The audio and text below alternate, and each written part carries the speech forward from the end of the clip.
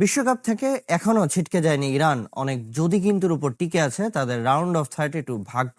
তবে দেশটির অধিনায়ক মেহেদী তারেমির দাবি, ইরানকে টুর্নামেন্ট থেকে বাদ দিতে চায় আয়োজকরা।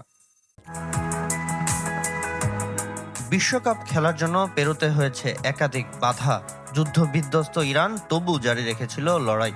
কিন্তু গ্রুপ পর্বের শেষ ম্যাচে মিশরের সাথে ড্র করে অনিশ্চয়তায় তাদের নকআউটে খেলার স্বপ্ন। ম্যাচ শেষে তাই ডাগআউটে নির্বাক হেড কোচ আমির ঘালেনুই। আর ফুটবলারদের চোখে জল, হতাশায় কেউ লুটিয়ে পড়েন মাঠেই, কেউ আবার সতীর্থ ও সাপোর্ট স্টাফদের আলিঙ্গনে খুঁজে নেন সান্ত্বনা। ম্যাচ শেষে ফিফা ও বিশ্বকাপ আয়োজকদের বিরুদ্ধে ক্ষোভ উগরে দিয়েছেন অধিনায়ক মেহেদী তারেমি। বিশ্বকাপের আয়োজকরা চায় ইরান টুর্নামেন্ট থেকে বাদ পড়ুক। শুরু থেকে আমরা বেশ কিছু বিষয় নিয়ে অভিযোগ করে আসছি।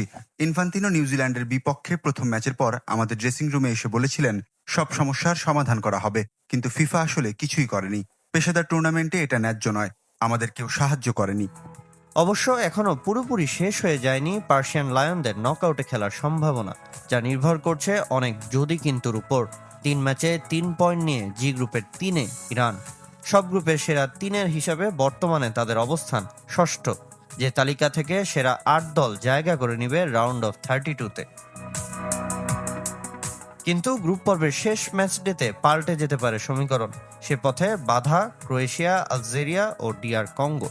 ইরানকে টপকে যাদের 4 পয়েন্ট পাওয়ার সুযোগ রয়েছে, আর্জেন্টিনার কাছে জর্ডান, ইংল্যান্ডের কাছে পানামা ও ক্রোয়েশিয়ার কাছে হারতে হবে ঘানাকে। ড্র হতে হবে উজবেকিস্তান ডিআর কঙ্গো ম্যাচ।